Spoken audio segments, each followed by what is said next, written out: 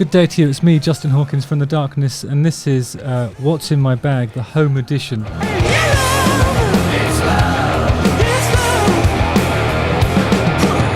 don't have a bag, but I do have 5 records that I thought would be nice to talk about. First one is this. Doorished, the Gap Band 5? Gap Band 5.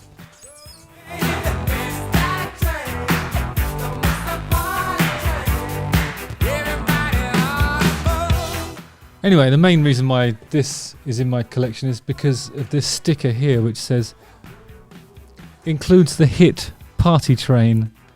Obviously my favourite Gap Band song is You Dropped a Bomb on Me. So Party Train is just a lovely side bonus. A friend of mine bought me this because I think he thought I'd appreciate the clothes, you know. I love this, the Cowboy Man. This is something that I've been doing lately, but he's combining it with like a rolled up sort of yacht rock blouson style blazer. A blouson blazer? A blazon. I love these guys. Executive producer Lonnie Simmons says after producing... Oh, it is because it's the 5th one. Sorry, this makes it clear now. After my producing of Gap 1, 2, 3 and 4... I am proud to introduce Ronnie Wilson of The Gap to the world as a producer of Gap 5. So this is the first one that was produced by Ronnie Wilson. Co-produced.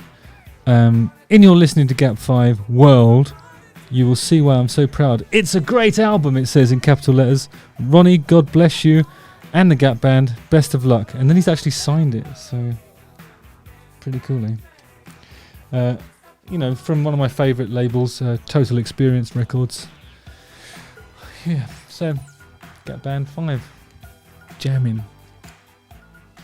Here's an album that you probably might not be aware of. It's Sweatheart.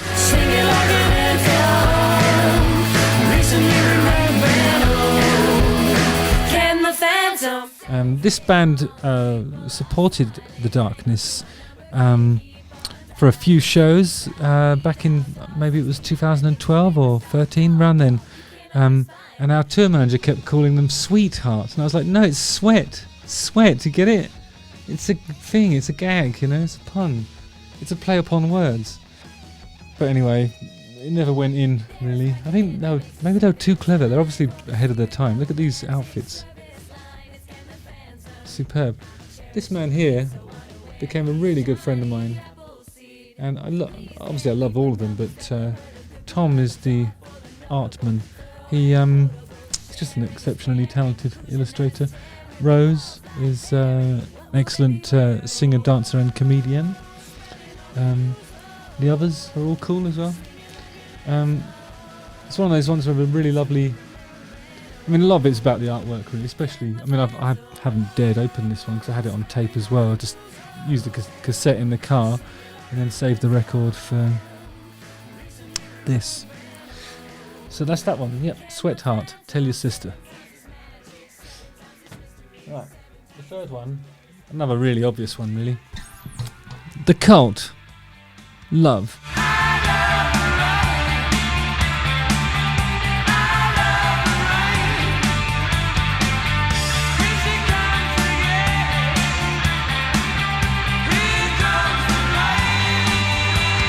I love The Cult, obviously.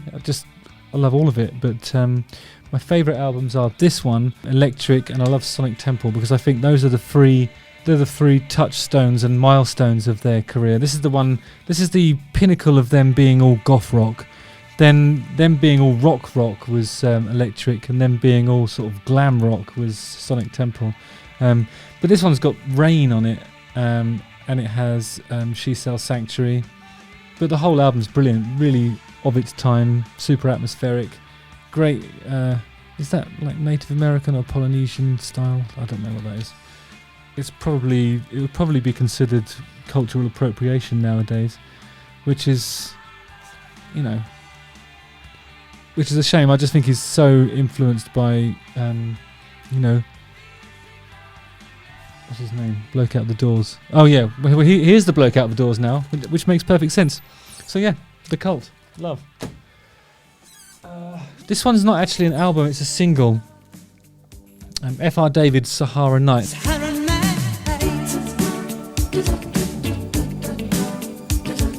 And I love this record because there's a really iconic performance of him doing it on one of those, you know, it's a video music award thing, and he's walking behind somebody who's putting sand down in glass containers, and I think that's sort of saying that, you know, the sand from the Sahara is what makes him feel at home, because, you know, I think F.R. David is hails from North Africa, and I don't know, he's just one of those guys that never seems to get old. You listen to his music, it's from the future, for the future, and I really appreciate his work. He's got a really lovely sort of soft, high-pitched voice.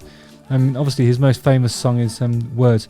Words don't come easy to me. How can I find the way? Or something. And that's kind of his big hit. How can I find a way to make you see I love you? Words don't come easy. But I love Sahara Knight because it shows that he's just, you know, just a desert guy like me. Well, sand guy like me. But my sand is obviously the beach at Lowestoft in East Anglia in England. But his is the sand of the Sahara in North Africa. I went to the Sahara actually with my father on a camel escapade. It was like a they called it a safari, but really it was a camel ride into the Sahara.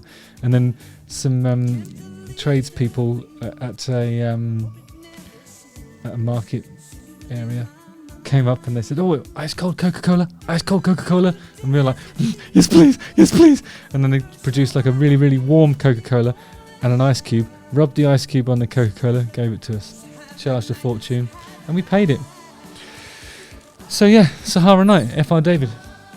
Right, last but by no means least, the soundtrack to Fletch. Mostly, all the tracks are produced by Harold Faltermeyer, who you probably, it says here, mit 4 brandneuen Songs von Harold Faltermeyer, in brackets, Axel F. Because probably his most famous and iconic work was do do do do do do do do do do do do do do do do Beverly Hills Cop.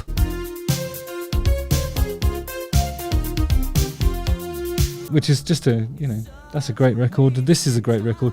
There's some brilliant stuff in here. Running for Love. When we reach up with open arms, I am yours, you are mine. And it sounds like you're sort of running for office, or or running towards love, or just running because you love something so much that you're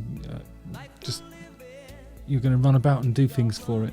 But it's sung by John Farnham of You're the Voice fame, produced by Harold Faltermeyer. I mean, that's really exciting, isn't it? Dan Hartman, Jimmy Iovine. Yeah, it's just there's a Kim Wilde song on here as well. Can't go wrong.